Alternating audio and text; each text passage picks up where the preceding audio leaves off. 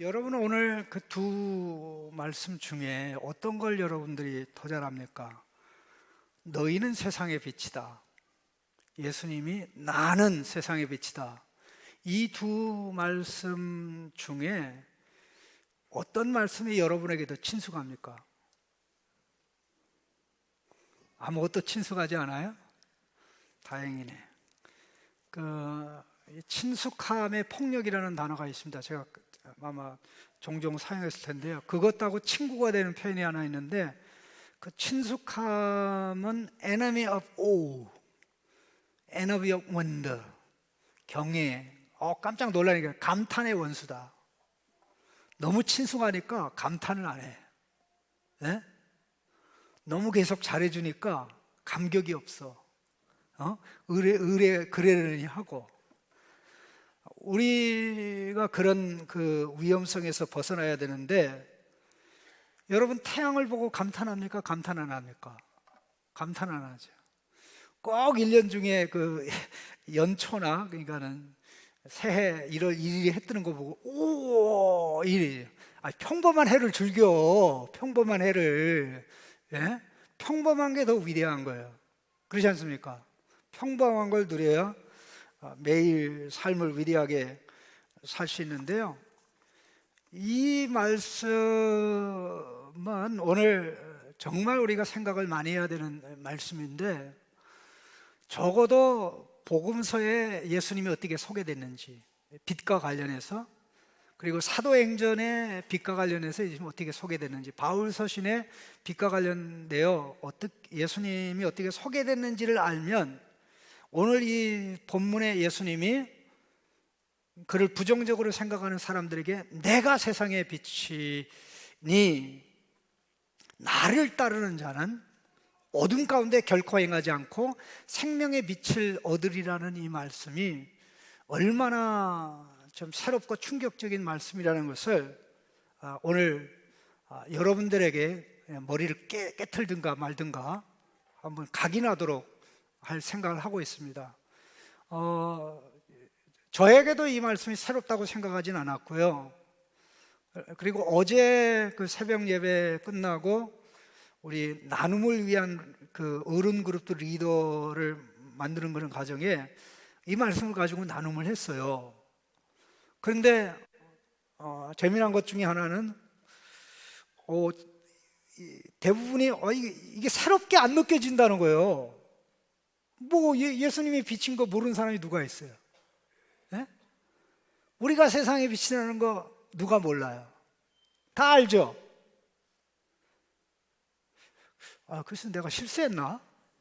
새롭지 않은 것을 새로운 거라고 그랬나? 근데 제가 이 말씀에 집중하게 된 이유는, 물론 순서대로 설교하니까 그러게 되는데, 그 부분이 생각했던 것보다 엄청나게 놀랍다는 사실을 제가 최근에, 이제 보통 이 본문을 이제 설교를 하려면 저는 좀 미리미리 계속 보거든요. 앞부분을 계속 보다가 이제 새벽 예배에 나가서 그 본문을 읽고 그렇게 이제 정리를 하다가 제가 깜짝 놀란 게, 요 8장 12절에서 예수님이 내가 세상의 빛이요 라는 말을 예수님이 요한복음의 기록에 의하면 처음 하셨다는 사실을 이 눈에 들어왔어요.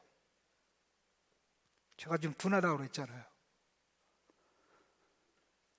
그리고는 복음서의 내용을 역추적을 했어요. 빛과 관련된 내용들을 추적하고 사도행전을 추정하고 또 바울서를 추정하고. 여러분 추적하려면 시간 많이 걸리잖아요. 근데 나는 시간이 그렇게 많이 안 걸려요. 챗 GPT 도움 안 받아도 다 안에 다 정리되어 있기 때문에 그렇게 시간 안 걸려요. 금방 정리를 할 수가 있는데, 그걸 추적하는 가운데 제일 먼저 들어온 구절이 마태복음 5장 14절입니다. 너희는 세상의 빛이요, 너희는 세상의 빛이요. 그런데 이 문장이 우리말에도 그렇고 또 여기 헬라어도 그렇고 너희는 세상의 빛이라 나는 세상의 빛이다. 뭐만 바뀐 겁니까? 주어만 바뀌었다. 주어만 바뀌었다. 너희는 세상의 빛이라고 예수님이 말씀하셨는데, 정작 그 말씀을 하신 예수님은 세상의 빛이었지만 그 사실을 부각시키지 않고 강조하지 않고 너희가 세상의 빛이야. 그래서 산에 있는 동네가 숨겨지지 않을 것이야 라고 얘기를 한 것이죠. 근데 그렇게 이 말씀을 하는 시점으로부터 또 사도행전과 바울 서신을 거쳐서 요한복음이 오기까지 가만히 생각해 보면, 제가 이거 모르면 여러분 관점인데, 공간복음이 먼저 나왔다 그랬어요? 요한복음이 먼저 나왔다 그랬어요? 예? 공간복음. 그러면 요한복음은 공간복음이 나온 지 빠르면 30년, 늦으면 40년 후에 나왔다 그랬죠. 그러면 그 30년, 40년 사이에 나머지 신약의 글들이 다 나왔어요. 요한계시록만 빼놓고. 요한계시록만 빼놓고. 그러면 거의 요한계시록의 반모섬에서 예수님이 나타났는데, 엄청나게 찬란한 모습으로 나타낸 모습을 보여준 것 얼마 이전에 요한복음이 기록됐다는 거예요. 그러면 이 모든 것을 추적해 보면 예수 믿는 초대교회 성도들이, 사도들이 예수님을 알고 믿는 자들은 우리는 세상의 빛이다. 우리는 세상의 빛이다. 이렇게 알고 있고 체험하고 있었는데, 정작 교회의 설교에서, 사도들의 설교에서 예수님을 빛으로 설교하고 예수님을 빛으로 선포하고 예수님을 빛으로 가르치는 내용은 분명하게 드러나지 않았다는 것입니다. 이게 놀랍지 않아요? 그래서 이게 생각보다 새롭다는 거예요. 우리는 단어가 친숙해서 다 알고 있는다고 생각했는데 그게 아니라는 것을 제가 몇 주 전에 이 말씀을 준비하다가 깜짝 놀란 거예요. 근데 예수님과 관련된 빛으로 묘사하는 예수님의 모든 내용은 말로 다 할 수 없이 많아요. 예를 들어서 신약 성경은, 복음서는 예수님의 오심은 어둠과 사망의 그늘에 앉아있는 백성에게 빛의 비추음으로 이해하고 있어요. 그 첫 번째 본문이 마태복음 4장입니다. 마태복음 4장에 보면 배경이 어떻게 되냐면, 예수님이 자라고 성장한 나사렛에서 사역을 시작할 때 가버나움으로 이사하셨어요. 활동을 위해서. 그때 그 이사야 9장 말씀을 인용하면서 한 말씀이 마태복음 4장 16절입니다. 4장 16절에 흑암에 앉은 백성이 큰 빛을 보았고 사망의 땅과 그늘에 앉은 자들에게 빛이 비추었다. 그러면 예수님은 큰 빛과 관련된 분이라는 것을 알 수가 있죠. 그러나 이 말씀은 그 이미지를 쓰는 것이지 예수님이 큰 빛이다 그런 말을 하는 건 아니잖아요. 빛이가 관련되어 있다라는 걸,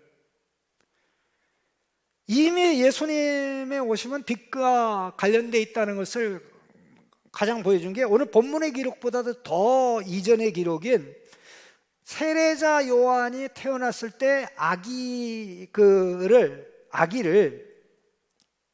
두고 아기의 아버지 스가랴나 마찬가지, 구약의 스가랴나 사가랴나, 구약에서는 스가랴라고 신약에서는 사가랴라고 얘기하는데 헬라어로는 똑같습니다. 히브리어로 똑같은데, 그 아이를 두고 하는 말이 1장 78절 79절에 나옵니다. 누가복음은 1장이 제일 길어요. 어마어마하게 길어요. 79절에 보면 이렇게 돼 있어요. 이는 우리 하나님의 긍휼을 인함이라. 이로써 돋는 해가 위로부터 우리에게 임하여. 이로써 돋는 해가 위로부터 임하여. 위로부터 우리에게 임하여. 어둠과 죽음의 그늘에 앉은 자에게 비치고 우리의 발을 평강의 길로 인도하시리로다. 지금 사람은 죄와 사망의 그늘 어둠 아래 있죠. 죄와 사망의 어둠을 사람이 해결할 수 없습니다. 근데 앞으로 오실 6개월 후에 오실 예수님을 염두에 두고 아기를 세례자 요한을 보면서 축복하면서 안고 기도했겠죠. 이 찬양을 한 것입니다. 이제 예수님이 태어나자 그 당시에 예외적으로 성령 충만한 사람이 딱 한 사람이 있었습니다. 성령의, 유대인들에 의하면 성령의 부재 시대에 유일하게 성령 충만한 사람이 하나 있었습니다. 그 사람이 누가복음 2장에 나오는 시므온이라는 사람입니다. 모두 다 이 시대는 성령이 없다고 그랬을 때 그 사람만 유일하게 성령 충만했어요. 여러분이 그런 사람 되기를 바랍니다. 예? 난지 40일 된 아기 예수를 품에 안고 이제 내가 평안히 죽게 되어서 감사합니다. 내 눈이 주의 구원을 보았사오니 이는 만민 앞에 예비하신 것이요 32절 이방을 비추는 빛이요 주의 백성 이스라엘의 영광이니이다. 이렇게 고백을 했습니다. 예수님 뭔가 빛과 관련되어 있다. 구원의 빛과 영광의 빛과 관련되어 있다. 사도행전과 바울서신에서 공통점이 있어. 둘 다 바울과 관련했는데 복음 전하는 것은 예수님을 전하는 것이죠. 틀려요? 맞아요. 복음 전파하는 거는 창신교회 나와서 이게 복음 전파예요? 이거 아니에요. 창신교회 나와서 이게 복음 전파 아니에요. 복음 전파를 위한 준비지. 그것도 안 할 수는 없지. 예? 그래 준비야. 근데 복음 전파는 예수 전파예요. 그건 확실하죠. 근데 동시에 복음 전파는 빛을 전파하는 것입니다. 복음 전파는 예수님 전파하는 것이고 복음 전파는 빛을 전파하는 것이고, 그럼 이 두 문장을 하나로 합치면 어떻게 됩니까? 복음 전파는 예수님을 빛으로 전파하는 거죠. 그러면 예수 안 믿어도 이 3단 논법에 의하면 복음 전파는 예수를 전파하는 것이다. 복음 전파는 빛을 전파하는 것이다. 그러므로 예수님은 빛이다. 예수 안 믿어도 이 논리를 부인할 수 없죠. 그래서 이런 추적이 가능하고 이런 설명이 가능하고, 바울은 예수 경험을 최초로 할 때 빛의 경험으로 한 사람입니다.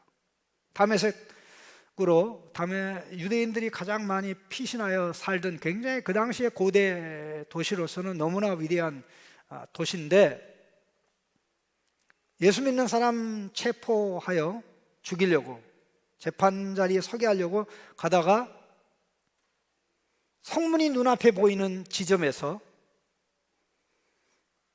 대낮같이 밝은 광채를 하늘에서 보았습니다.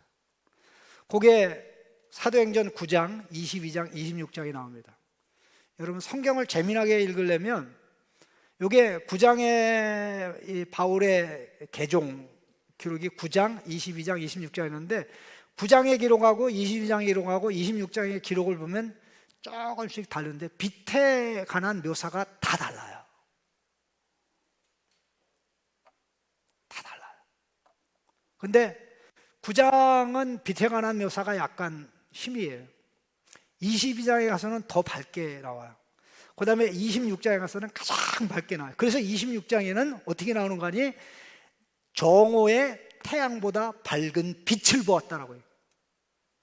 그러니까 빛에 대한 이해가 바울이 나이가 들고 시간이 지나가면서부터 더 인식이 심화됐다는 것이죠. 빛 경험이 더 강해졌다는 거죠. 바울은 복음을 전파하는 것을 빛을 전파하는 것이라 했는데, 어둠 가운데 빛이 있으라 말씀하신 하나님께서 우리 마음에 예수 그리스도의 얼굴에 있는 하나님의 영광을 아는 빛을 비추셨다고 그랬죠. 거기서 우리는 창세기로 돌아가는 겁니다. 물론 요한복음 1장이 창세기 천지창조로 시작이 됩니다.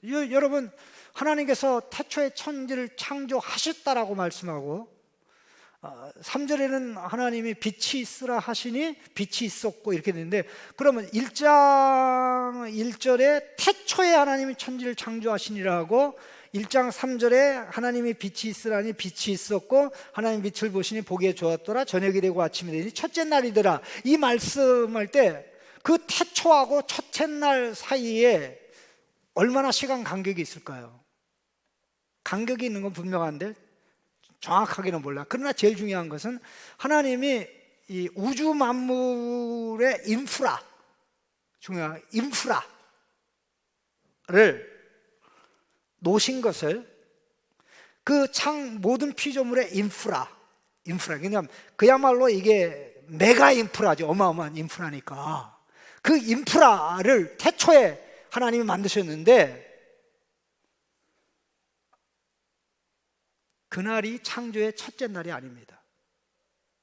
그날이 창조의 첫째 날이 아니에요. 창조의 첫째 날로 카운트된 것은 빛이 있으라 하심에 빛이 있었고 하나님이 보시기 좋았더라, 저녁이 되면 아침이 되니 첫째 날이라.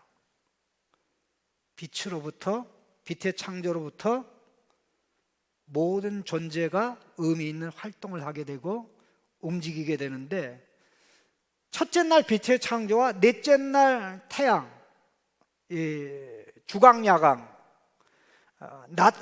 주강은 낮의 빛이 주강이고 밤의 빛이 야강인데, 주강에 해당되는 게 태양이고 야강에 해당되는 게 달이죠. 별들. 빛을 창조해서 다 역할을 하게 하시죠. 그러면 가만히 생각해 보세요. 태양보다 위대한, 태양을 태양되게 하시는 분이 예수님이다 라는 인식이 있는 거죠. 그 바울은 3년 동안 목회했던, 선교 사역했던 에베소 교회 성도들에게 편지를 보내면서 여러분들이 아주 좋아하고 있는, 그러나 술 중독자들은 별로 좋아하지 않는 구절이 바로 거기에 나오는데, 술 취하지 말라고 그러니까 얼마나 싫어. 잠자는 자들아 일어나라, 주께서 너에게 빛이시니라. 그 말씀이 맨 마지막의 말씀이고, 그 말씀을 하기 전에 너희가 전에는 어둠이더니 이제는 주 안에서 빛이라. 너희가 전에는 어둠이더니 이제는 주 안에서 빛이라 말씀합니다. 주께서 너에게 빛이시느니라. 잠자는 자들아 일어나라. 그럼 이 말씀의 전제가 뭡니까? 예수님이 빛이라는 거죠. 우리의 어둠을 빛으로 바꾸신다는 거죠. 예수님이 들어옴으로써 어둠이 물러간다는 거죠. 내 안에 있는 어둠, 예수님이 극복할 수 있는 어둠이죠. 예수님이 물리칠 수 있는 어둠이죠. 그것이 사망의 어둠이든 죄의 어둠이든 어떤 어둠이든지 간에. 그런데 그러면 바울의 이런 이 사상, 가르침하고 일맥상통하는 게 바로 요한복음에, 마태복음에 나오는 너희는 세상의 빛이라는 예수님의 말씀이죠. 이게 그 짝이에요. 그러면 그렇게만 초대교회의 대부분의 사람들이 다 알고, 간접적으로 예수님이 세상의 빛이라는 걸 알고 있었고, 직접적으로는 하나도 알고 있지 못하고 있는 그러한 상태에 요한복음이 나오면서 교회가 세상의 빛이 될 수 있는 것은 예수님이 세상의 빛이시기 때문이구나. 예수님이 세상의 빛이시기 때문이구나. 예수님은 우리에게 빛이 되라고, 소금이 되라고 말씀하신 적 없어요. 소금이라고 그랬지, 빛이라고 그랬지, 세상의 빛이라고 그랬지. 너희는 세상의 빛이 될 거야 라고 한 게 아니라 너희는 세상의 빛이야. 산에 있는 동네가 숨겨지 못할 거예요. 그러므로 너희 빛을 발하여 너희의 착한 행실을 보고 하나님께 영광을 사람들이 돌리게 하라고 하지 않았습니까?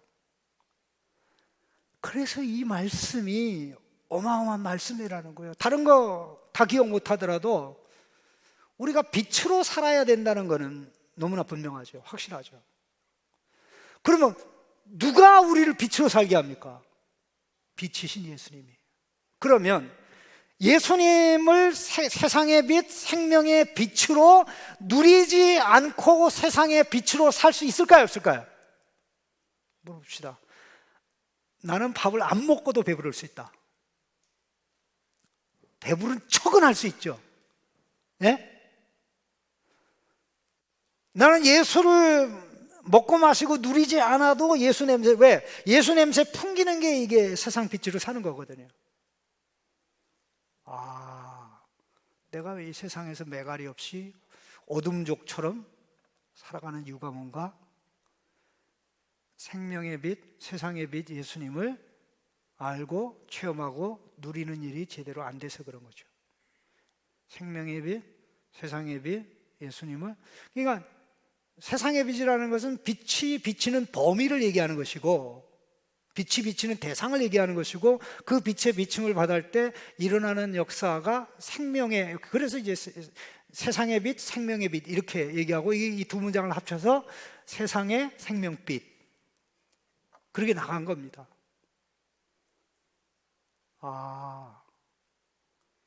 내가 빛으로 살려고 그랬는데 빛을 비추지 못한 이유가, 여러분 창세기 1장에 빛이 있으라니 빛이 있었고, 4장에 하늘에 큰 태양, 큰 빛, 작은 빛, 큰 빛 태양, 작은 빛 달, 그 다음에 그보다 흐린 이 별들, 빛들 있는데, 그 빛들의 광원, 그 빛들의 소스에, 영원한 소스에 해당되는 것이 첫째 날 하나님이 창조하신 빛입니다.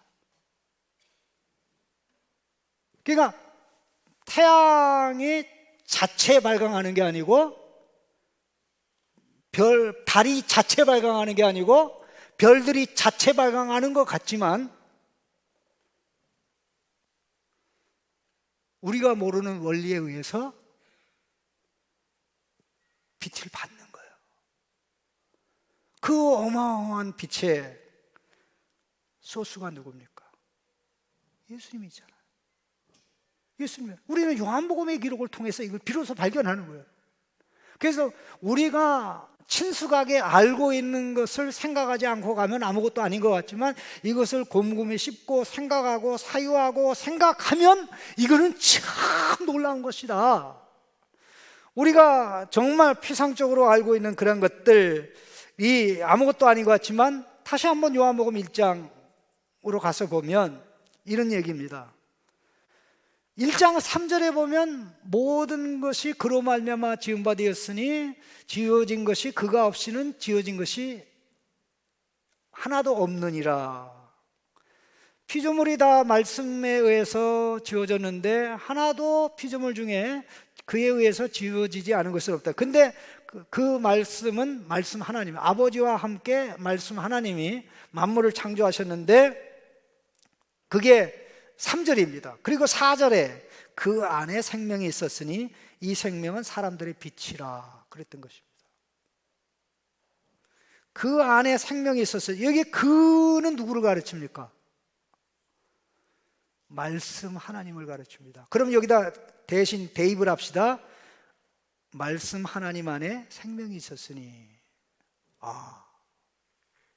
말씀이 역사하는 곳에 생명이 나타나죠. 말씀의 첫 번째 작품이 뭐예요? 생명 탄생이죠. 그 말씀의 두 번째 작품은 뭐예요? 생명의 지속이겠죠. 생명의 유지겠죠. 그래서 계속 어떻게 돼요? 생명들은, 이 생명체들은 말씀에서 생명이 나왔기 때문에 그 생명이 유지되고 생명이 성장하고 생명이 목적을 향해서 가기 위해서는 계속 말씀으로부터 뭐예요? 에너지를, 자원을 받아야 되죠. 그 말씀 안에 생명이 있었으니 이 생명은 사람들의 빛이라. 사람 중심으로 기록이 됐으면 사람의 빛이고, 사람들만의 빛이 아니고 모든 피조물의 빛입니다. 천지를 창조하신 하나님이, 말씀 하나님이 그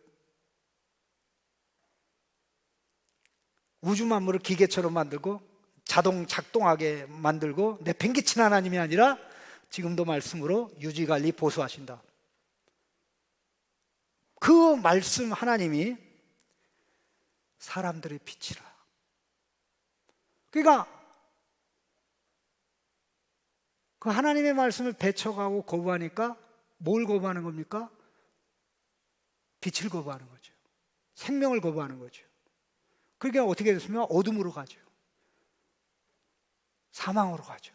그 죄와 사망의 어둠에 놓여 있는데 계속 태초부터 태양이 또 하늘의 별들이 주기에 따라서 빛을 발사하는데 한 번도 태양이나 달이 지치고 피곤해서 휴가 가는 바람에 지구에 대해 혼란이 생긴 일이 없어요. 태양이 그렇게 위대합니까? 달이 그렇게 위대합니까? 여러분, 이 태양과 달의 영원한 바캉스날이 있는 거 아세요, 여러분들? 천지 창조 이래 한 번도 쉰 적이 없기 때문에 하나님이 한꺼번에 그런 영원한 안식을 줘요. 언제? 새하늘과 새 땅에는 해와 달이 필요 없거든요. 그러나 하나님이 없애지는 않아요. 네? 왜? 우리는 해만 받지 해를 해되게 하는 정말 원초적인 빛, 하나님을 거기서 경험하기 때문에, 예수님을 거기서 경험하기 때문에 그렇습니다. 자, 1장 9절에 이렇게 되어 있습니다. 참빛 곧 세상에 와서 각 사람에게 비추는 빛이 있었나니. 이 말씀은 이 생명은 사람들의 빛이라는 문장으로 바꾼 거예요. 여러분, 제가 요한복음을 작년에 시작하면서 1장 서론 부분 설교 많이 했죠. 한번 그 관련된 부분을 들어보세요. 요 1장 3절에 관련 부분 설교가 있을 것이고, 그 다음에 9절 10절에 관련 부분이 있으면 요거하고 오늘 본문 말씀이 매치가 될 수. 왜냐하면 요한복음 1장 3장 여기 8장 그리고 9장 그리고 맨 마지막으로 12장에서 빛에 관한 내용이 등장하게 되기 때문에 그렇습니다. 근데 기억을 해야, 여기 어떻게 되는가 하니, 참빛이 모든 사람을 비치는 참빛이 있었다. 이 참빛이라는 표현을 하는 이유는 빛이 아닌 것을 사람이 빛으로 생각하고 쫓아가고 있다는 거. 그럼 빛이 아닌 것을 빛으로 생각하고 따라가고 있고 좋아하고 있는 게 그게 뭡니까? 1장에는 안 나오지만 3장에 나오죠. 그게 뭐예요? 빛 행사를 하는 darkness, 어둠입니다. 어둠입니다. 죄악의 어둠을, 사망의 어둠을 인간이 해결하지 못하기 때문에 그분이 마침내 세상의 빛으로 오신 거죠. 그렇다면 이미 태초 때부터 지금 예수님 이 땅에 오실 때까지, 오신 이후에도 예수님은 여전히 세상의 빛이죠. 예수 안 믿는 자에게도 세상의 빛이요. 믿으십니까? 믿어야 돼. 이걸 모르는 게 말이 안 돼. 예? 거기에 플러스 우리를 구원하시는, 죄와 사망에서 건지는 빛이죠. 그래서 이중적으로 예수님 빛이신 거예요. 그럼 이 말씀을 생각해 보십시다. 우리가 태양이 없이는 살 수가 없다 그랬죠. 빛이 없이는 살 수가 없습니다. 여러분, 빛이 여기 태양으로부터 지구까지 거리가 어떻게 됩니까? 1억 5천만 킬로미터 된대요. 1억 5천만 킬로미터. 태양의 대기 표면의 온도가 6,000도예요. 와, 그러면 별들도 거의 비슷하다고 그래요. 별들은 더 약하기도 하고 더 센 것도 있고. 그런데 그 안으로 들어가면 보통 겉이 뜨거우면 속은 더 뜨겁죠. 아니, 겉이 더 뜨거운가? 그렇지. 내부에서 열이 나오는 게 아니고 외부에서 열이 나온 경우는 그렇죠. 중요한 것은 그 빛을 가지지 않고는, 빛의 비침을 받지 않고는 우리가 살 수가 없죠. 두 가지를 가능하게 하는데 전부 다 생명활동인데, 하나는 보는 것을 가능하게 하죠. 보는 것을 가능하게 하고, 빛이 없으면 못 보잖아요. 그 다음에 이제 생명활동을 가능하게 하잖아요. 거기서 이 빛을 보내주면서 그 열이 전달되는 거예요. 여러분, 태양에서부터 빛이 오는데 열이 전달이 안 되면 열 전도 현상이 일어나지 않아가지고 대기 순환이 안 돼요. 물의 순환이 안 돼요. 공기의 순환이 안 돼요.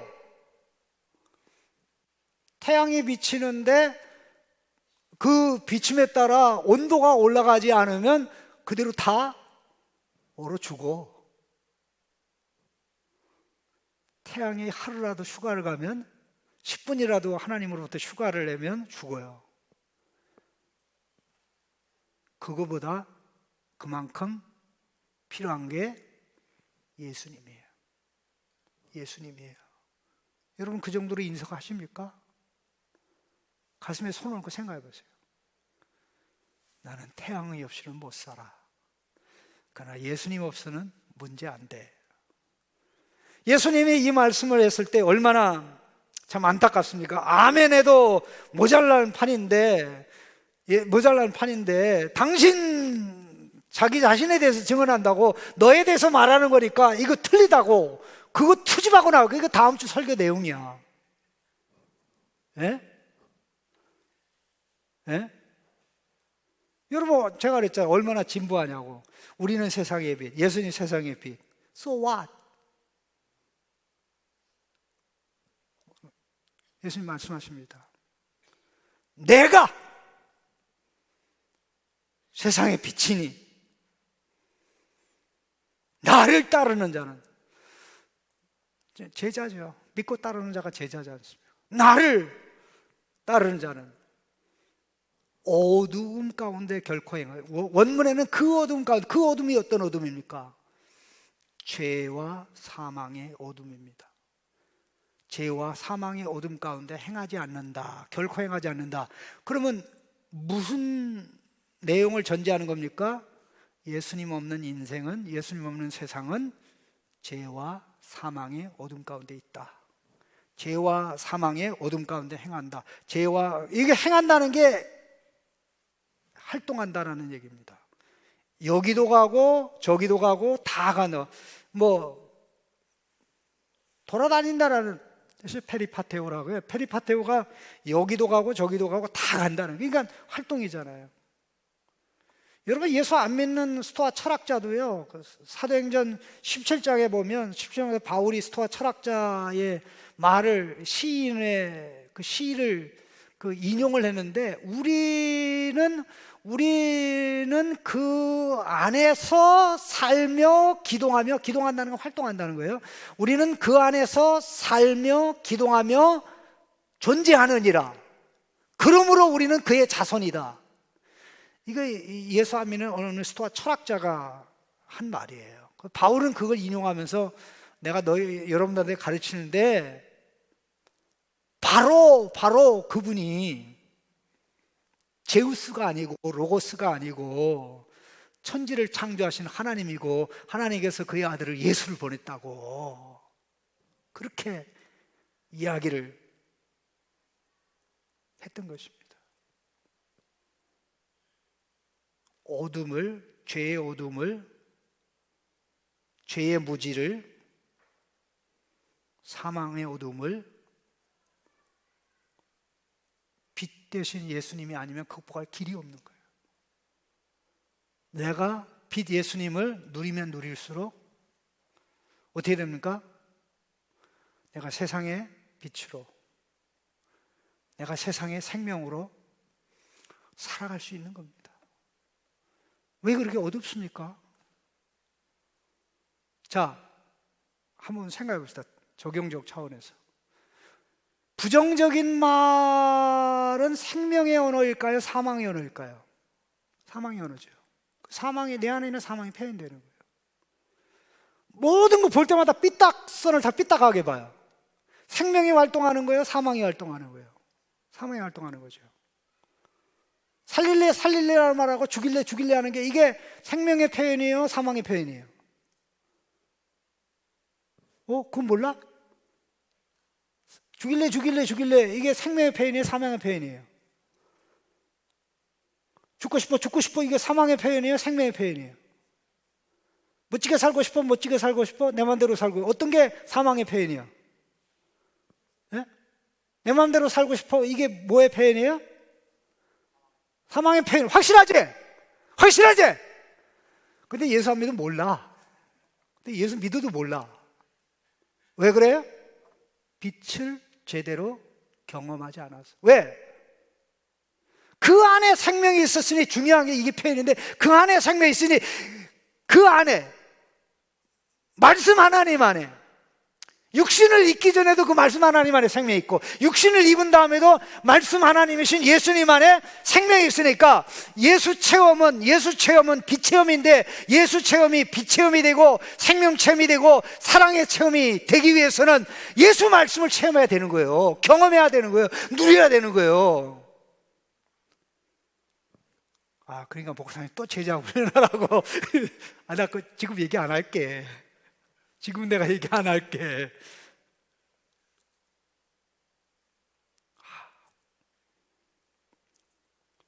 빛이 있는 게 얼마나 행복합니까? 요즘은 빛이 너무 발달해서 사람은 좋지만 짐승들은 대혼란이 일어납니다. 밤을 낫으로 착각하고 매미가 시도 때도 없이 울어요. 그게 밤을 낫으로 만들어 놓은 빛 때문에 그렇습니다. 실제적으로 이 곤충들도 그렇고 매미 같은 경우는 태양의 빛과 인간이 만드는 빛을 구분을 못합니다. 그렇기 때문에 계속 그 시간에도 우는데, 왜 쟤네들은 밤새도록 밤에도 우냐, 그렇게 울게 만들어 놓고. 그래서 미국과 같은 또 서구의 일부 나라들은 해변 같은 데는 불을 끕니다, 일부러. 왜냐하면 이 생태계에 엄청난 혼란이 일어나기 때문에 개들이 살아나 정상적인 활동을 해야 혜택이 누구에게 돌아와요? 인간에게 돌아오거든요. 근데 우리는 다 파괴하고 그러지 않습니까?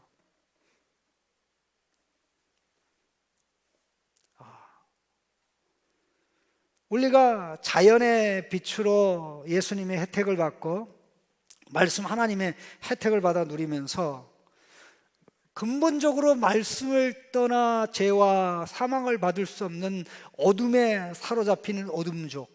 오늘 분명 말씀이 그거예요. 이 말씀, 내가 세상에 비치니 나를 따르는 자는 어둠 가운데 결코 행하지 아니하고 생명의 빛을 가지리라 하는 이 말씀의 전제는 뭡니까? 예수님을 따르지 않으면, 믿고 누리지 않으면 그 어둠을, 사망의 어둠을, 죄의 어둠을 벗어날 길이 없다. 벗어날 길이 없다. 벗어날 길이 없다. 근데 예수님을 체험하고 누리지 않고도 빛으로 살기를 원한다면 그것만큼 어리석은 게 없는 거죠.